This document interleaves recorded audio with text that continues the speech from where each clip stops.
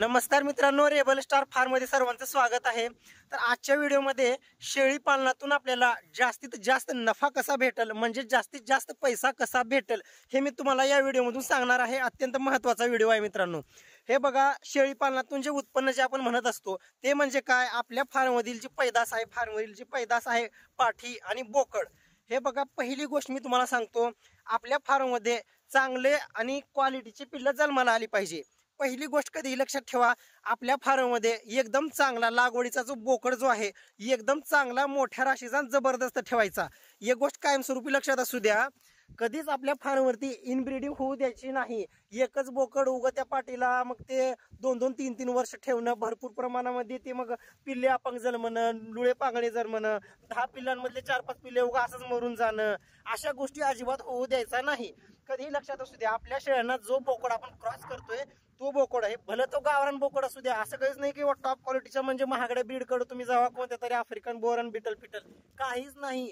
तुम्ही बोकड आपला गावरान आणि उस्मानाबादी बोकड ह्या बोकडांपासून जरी पैदास केली तरी सुद्धा भरपूर शेळी पालन परवडते, किंवा मला कसं परवडतं मी तुम्हाला ह्या व्हिडिओमधून सांगणार आहे।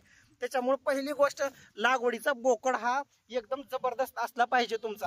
त्याच्यानं काय झालं, तुमच्या फार्मवरील ज्या पाठी ज्या आहेत त्या पाठी व्यवस्थित जन्मल्या, निरोगी जन्मल्या, चांगली पैदास झाली आणि क्वालिटीवर जन्मल्या, जेणेकरून त्याला पुढं चांगलं दूध येणार आहे त्या पाठीला, त्याच्या मोठ्या शेळ्या सुद्धा बनतील। ही पहिली गोष्ट, पैदास चांगली झाली। त्याच्यानं काय झालं, बोकड सुद्धा एकदम जबरदस्त म्हणजे लांब लचक एकदम नळनळ बोकड तुमच्या फार्मवरती तयार झाले। पण होतंय काय तुम्हाला सांगतो, तुम्ही काय करता, सर्व संगोपन व्यवस्थित करताय, तुमचे 3 महिन्यामध्ये बोकड 20 किलोचा होतंय, 6 महिन्यामध्ये 35-40 किलोचा बोकड होतंय। पण झालं काय, मान्य, तुम्ही मग त्याला मका खाऊ घातल्या, तुम्ही शेंगदाणा पेंड वगैरे खाऊ घातली, कॅल्शियम मल्टीव्हिटॅमिन लिव्हरॉनिक सर्व केलं, डिवर्मिंग वगैरे सर्व व्यवस्थित केलं, पण व्यवस्थित वेट गेन वगैरे झालं, पण त्या बोकडाला समजा जेवढा भाव भेटला पाहिजे तेवढा जर भेटत नसेल तर मग त्या ठिकाणी अडचणी होतात मित्रांनो। मी बऱ्याच व्हिडिओमध्ये सांगितलेलं आहे की मी 6 महिन्याचा 5 महिन्याचा बोकड 10,000 प्लस विक्री करतोय। हे बघा, मी जे खर्च जे सांगतोय हा खर्च जेवढा केल्याच्या नंतर 100% अशी विक्री कमीत कमी 10,000 12,000 प्लस झालीच पाहिजे, मगच परवडत असते, लक्षात असू द्या। किंवा तुम्ही खर्च भरपूर केलाय आणि 12,000 प्लस जो बोकड जायला पाहिजे तो बोकड तुम्ही जर 7,000 8,000 जर विक्री करत असाल तर मग त्या ठिकाणी तुम्हाला शेळीपालन परवडत नाही मित्रांनो। भलं तुमचं संगोपन कितीही चांगलं असू द्या। आता समजा हा बोकड आहे, जबरदस्त दिसतो, एकदम जबरदस्त आहे बोकड, ह्या बोकडाचं वजन सुद्धा चांगलं आहे, पण बऱ्याच ठिकाणी हा बोकड 12-13 हजारला विक्री होतोय।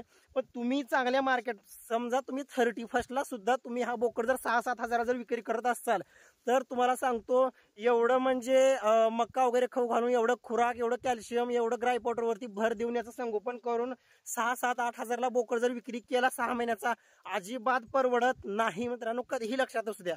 त्याच्यामुळे पहिली गोष्ट तुम्हाला आधी एक गोष्ट लक्षात असू द्या, ह्याचा तुम्ही फायदा कसा घ्यायचा मी तुम्हाला सांगतो, किंवा तुम्हाला जास्तीत जास्त म्हणजे सोपं कसं जाईल विक्री व्यवस्थापन करण्यासाठी।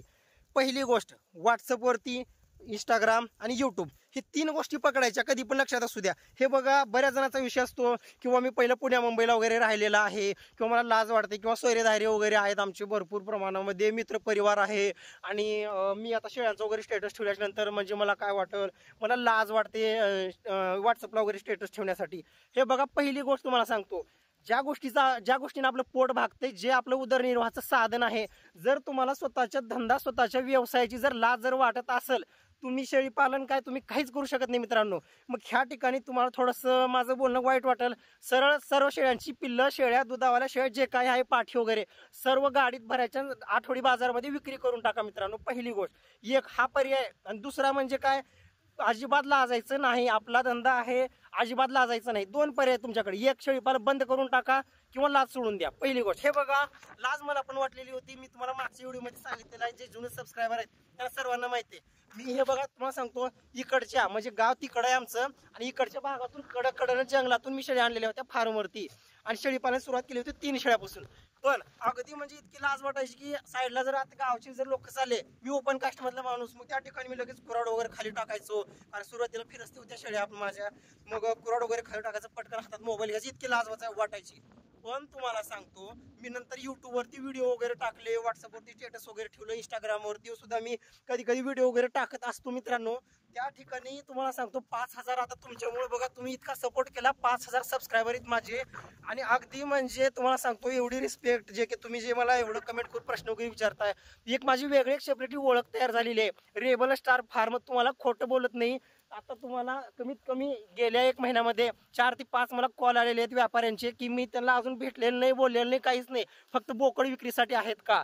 तुम्ही विचार करा. मला सांगायचं व्हिडिओमध्ये एवढंच आहे की तुमच्या आजूबाजूच्या गावामध्ये, परिसरामध्ये, तुमच्या संपूर्ण फ्रेंड सर्कलमध्ये माहिती पाहिजे की तुमच्याकडे तुमचा व्यवसाय आहे शेळीपालन आणि बोकड विक्री, पाठींची विक्री तुम्ही तुमच्या फार्मवरती करताय, किंवा कधीही तुमच्या फ्रेंड सर्कलमध्ये किंवा कितीही जर तुमचे ओळखीचे लांब लांबपर्यंत जे माणसं आहेत त्यांना कधीही जर त्यांची कुठे जर चर्चा वगैरे झाली शेळीपालनाविषयी, तर तुमचं नाव अगोदर आलं पाहिजे, कधीही लक्षात असू द्या.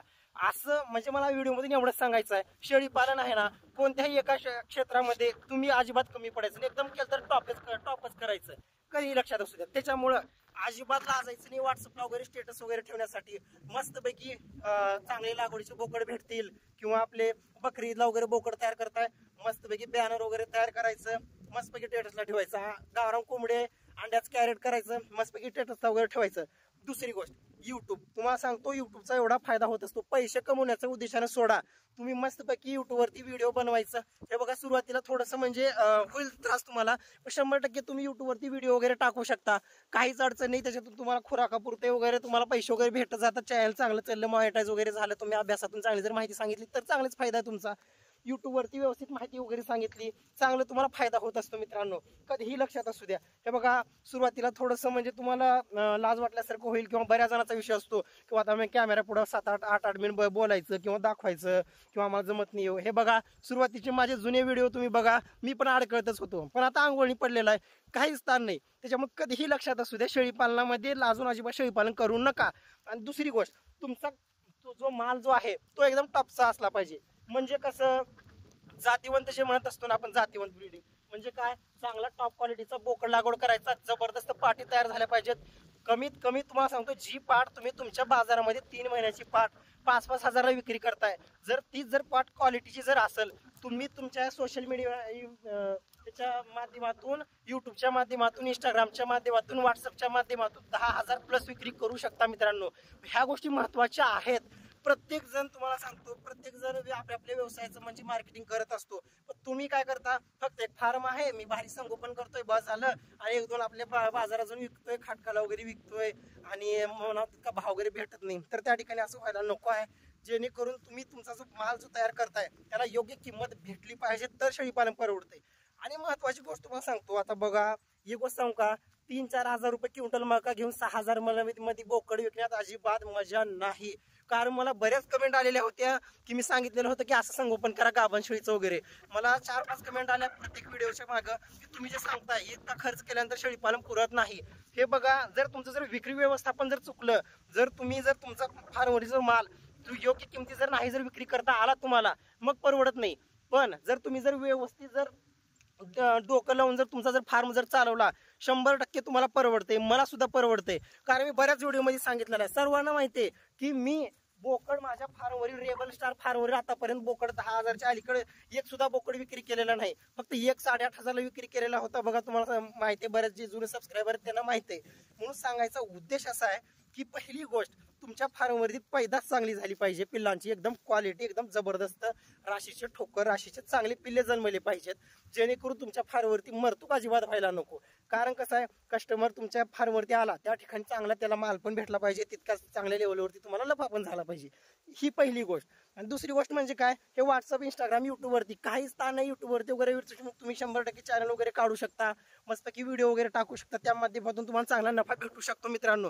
कारण तुम्हाला सांगतो, आता 1-2 बोकड वगैरे आहेत, तुम्हाला बोकड वगैरे चांगले जन्मले, चांगली एक समजा आपली होंडा शेळी जातीवंत शेळी आहे, समजा तिची पाट आहे. आता तुम्हाला फॉर एक्झाम्पल देतो, होंडा शेळीची पाट आहे, मला विक्री करायची. आता मी बाजारात जाऊन ती पाट विक्री केली, 4-5 हजार रुपये येतील. पण ती जर पाट मी कमीत कमी म्हणजे आता युट्यूबच्या माध्यमातून सांगितलं की बाबा होंडा शेळीची पाट आहे, शेळी जबरदस्त आहे, लांबलचक शेळी आहे, ती शेळी फक्त क्वालिटीच्या जोरावरती कमीत कमी 8 ते 10 हजार विक्री होईल मित्रांनो, 100% विक्री होईल. मग ह्या गोष्टी लक्षात असू द्या अगोदर. त्याच्यामुळे सांगायचा उद्देश एवढाच आहे, तुम्ही जे पिकवता ते विकता तुम्हाला आलं पाहिजे. फक्त संगोपन शिकणं म्हणजे शेळीपालन नव्हे मित्रांनो, कधीही लक्षात असू द्या. कारण तुम्हाला सांगतो, आता मला अजिबात ताण नाही. माझ्या फार्मवरती आज रोजी 20 जरी बोकडं झाले तर मला काहीच ताण नाही. अहो तुम्हाला खोटं बोलत नाही. आता आमच्या गावामध्ये सर्वांना माहिती झाले की बाबा हा मुलगा रेबल स्टार फार्म म्हणून शेळीपालन आहे. जर त्यांनी कुठं जरी बसलेले जरी असले, जर कोणी जर समजा कस्टमर आला आणि एखाद्या आम्हाला बोकड वगैरे पाहिजे कंदुरीसाठी कुठं आहे का बघा म्हणला, डायरेक्ट त्यांच्या डोक्यामध्ये काय येणार, आपल्या फार्मचं नाव येणार, रेबल स्टार फार्म. युट्यूबला वगैरे व्हिडिओ टाकते, लगेच लक्षात येणार. मग त्यांनी काय करणार, माझा नंबर देणार किंवा मला कॉल करणार किंवा बोकड वगैरे आहे का. मग त्या ठिकाणी घर बसल्या कस्टमर आलं, व्यवस्थित किंमत सुद्धा भेटत असते. ह्या गोष्टी झाल्या पाहिजेत. त्याच्यामुळे लक्षात असू द्या की आपला फार्म कसा चालवायचा आपल्या हातात आहे. आणि जो नफा जो आहे, जे बोकड आपण बाजारामध्ये 5,000ला विक्री करतो, ते बोकड तुम्ही सोशल मीडियाच्या माध्यमातून 8 ते 10 हजारपर्यंत विक्री करू शकता मित्रांनो. कारण तुम्हाला सांगतो, बऱ्याच ठिकाणी बरेच शेळीपालक 35, 40 किलोचे बोकड 6-7 हजारला विक्री करतात. मग त्या ठिकाणी तुम्हाला एवढा खर्च करून मग शेळीपालन परवडत नाही. त्याच्यामुळे कधीही लक्षात असू द्या, अजिबात शेळीपालन करताना अजिबात लाजायचं नाही की बाबा माझा व्यवसाय का म्हणतील का नाही, एवढं शिकलोय आता शेळ्या बिळ्या करायला. अहो नाद करायचं नाही शेळीपालनाचा. इथून पुढं फक्त 2 वर्ष तुम्ही थांबा, फक्त जास्तीत जास्त 2 वर्ष, मग तुम्हाला कळेल शेळीपालनाचं उत्पन्न काय असते. आता तर कुठं आपल्या शेळीपालनामध्ये चांगलं मार्केट आलेलं आहे. तुम्ही बघा, हे बघा सांगायचा उद्देश व्हिडिओ एवढा तळमळीनं बनवण्याचा उद्देशच एवढा आहे की तुमच्या मालाला व्यवस्थित भाव भेटला पाहिजे मित्रांनो. 100% भेटतोच म्हणजे भेटतो.